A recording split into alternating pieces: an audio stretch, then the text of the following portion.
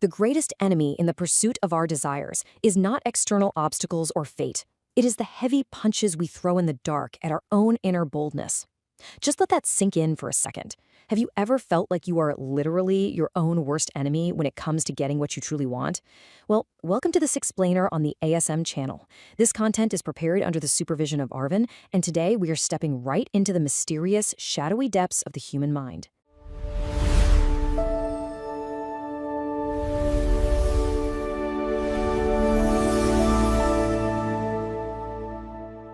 Reality override. The following is a raw recording of a dream. Last night, I had a dream that I will probably never forget. Because I dreamt of someone I will never forget and who will always stay in my heart. My dream went like this. Suddenly, my friend and I were passing through a neighborhood, and I don't know exactly how, but we entered a house where that girl was. She hadn't woken up yet, but in reality, she was pretending to be asleep. So I went over, woke her up, and tickled her. She was laughing, when suddenly my friend kissed her on the cheek. Oh, and I punched my friend right in the face. Then that girl was traveling abroad back and forth. Sometimes she would go to England. She had a house there too. Then, inside my dream, I had another dream where that girl was sitting all alone on the edge of a cliff. I was so attached to her and loved her so much, but she didn't love me back and wasn't really aware of what was in my heart. And we weren't in a relationship either. In the real world, it didn't work out for me, and I never got to be with her.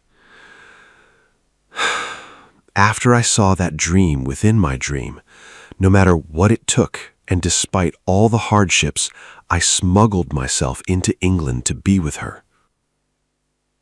I couldn't find her there at first, but it was as if the place I was in and England shared a border separated by a river, and from there I could see the country I had just been in. When I got into England, I went to that cliff I had dreamt about. Then I saw her. And she looked sad. I went up to her, and she was surprised that I was there. She asked, "Why are you here?" I said, "I just came." Then we sat down, talked, laughed, and hung out together, having a good time, and I was happy beside her. I don't remember the rest of it, and then I woke up. What we're about to do today is essentially a clinical detective story. We're going to meticulously decode a highly chaotic, multi-layered dream about unrequited love. And by breaking it down, we'll reveal some incredibly deep, therapeutic truths about how our minds desperately build self-destructive illusions just to avoid the raw pain of rejection. Okay, let's dive into this. Here is our clinical map to navigate this labyrinth. 1.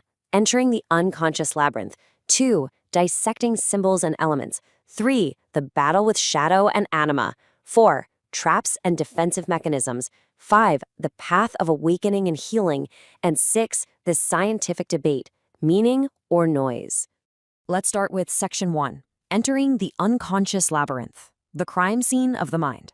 We are walking into a complex narrative where a desperate conscious ego is trying to process trauma through a dream within a dream. Before we can really analyze anything, we have to lay out our raw evidence. Think of this like a detective's corkboard, because in a dream, absolutely nothing is random. First are human elements. The dreamer is the damaged ego, the friend represents a repressed shadow, and the beloved girl is this unattainable anima. Next, we've got spatial elements, houses for privacy, border rivers as unconscious thresholds, and cliffs representing a mental freefall. Then the objects, borders and smuggling tools showing this desperate attempt to bypass the stubborn laws of reality. And finally, the actions, tickling, punching, and faking sleep. It is quite literally a highly illegal psychological border crossing. Moving right along to Section 2, dissecting symbols and elements, gathering the psychological evidence. It's time to interrogate our main suspects, specifically this friend and the beloved girl who fakes sleep.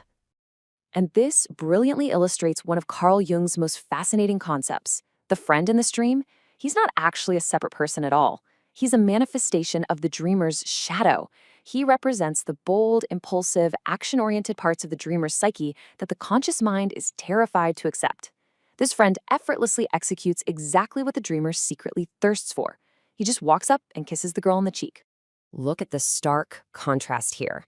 On one side, you've got the conscious ego during waking hours, completely passive, feeling rejected, highly conservative, and just suffering from a profound sense of defectiveness. But on the other side, the unconscious shadow, bold, impulsive, totally action-oriented. The shadow steps up and does the exact thing the conscious mind is paralyzed by.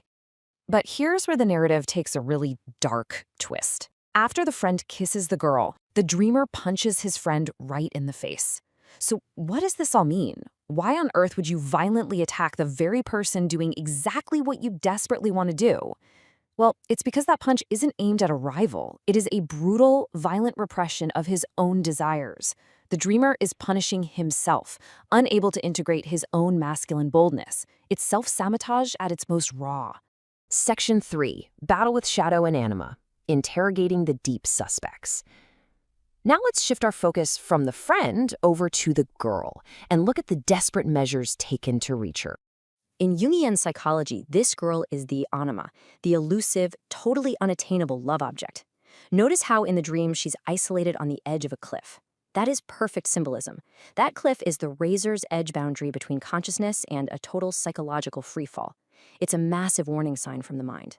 And to reach her, the dreamer attempts what we can only call smuggling, crossing border rivers, sneaking around with tools, and eventually resorting to tickling her while she fakes sleep.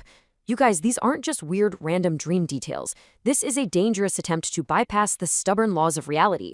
It's a displaced attempt to force a connection because the dreamer simply can't establish normal, mature communication. He's trying to stealthily infiltrate a closed-off psyche. But then, the dream suddenly shifts to England, this distant, impossible utopia where everything is suddenly happy and fine. Why? Freud called this wish fulfillment. It's essentially a fake painkiller. The unconscious generates this purely delusional happy scenario right at the end to compensate for the crushing pain of reality. It literally injects this fantasy so the dreamer can endure waking up without suffering an absolute mental collapse. Let's move to section 4 and see how this builds. Traps and defensive mechanisms, the hidden cognitive schemas. We're looking at the toxic traps driving this whole obsessive loop. Now, what's really interesting about this slide is how we can map out the hidden cognitive traps. First, emotional deprivation. This deep-seated belief that love isn't just given, it has to be begged for through immense suffering.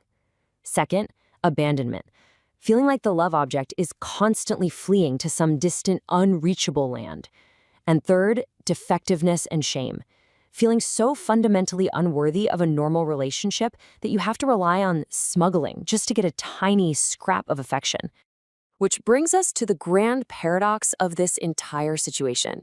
The dreamer is enduring this extreme, exhausting hero's journey, crossing borders, fighting, suffering, and for what?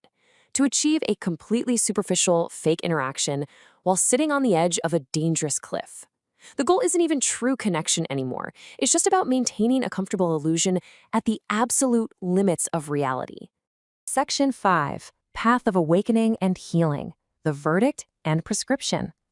It's time to get real and look at the brutal, therapeutic truth the unconscious is trying to deliver. So, the crucial point is, how do we heal from this? Step 1. You have to recognize that someone faking sleep in a dream means they have received your messages in real life, but they are consciously choosing not to respond. Step 2. Stop the obsessive attempt to forcefully wake her up. That's violating her boundaries, and frankly, it's chronic self-harm to you. Step 3. You have to accept the defeat of reality, or else sitting on that cliff is going to lead to a total mental breakdown. This is the absolute bottom line. You cannot smuggle your way into the mind and heart of a person who has sealed their borders. Forcing entry doesn't work.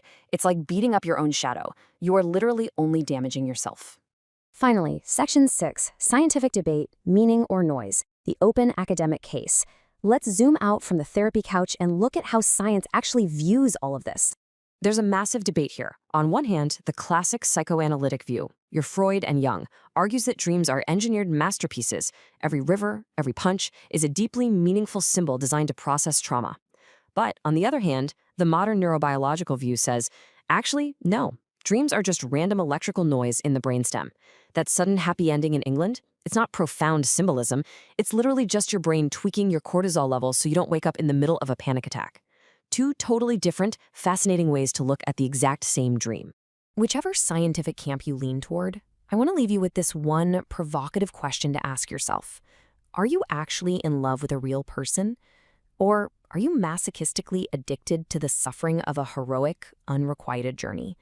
Sometimes the chase is just a shield protecting us from reality.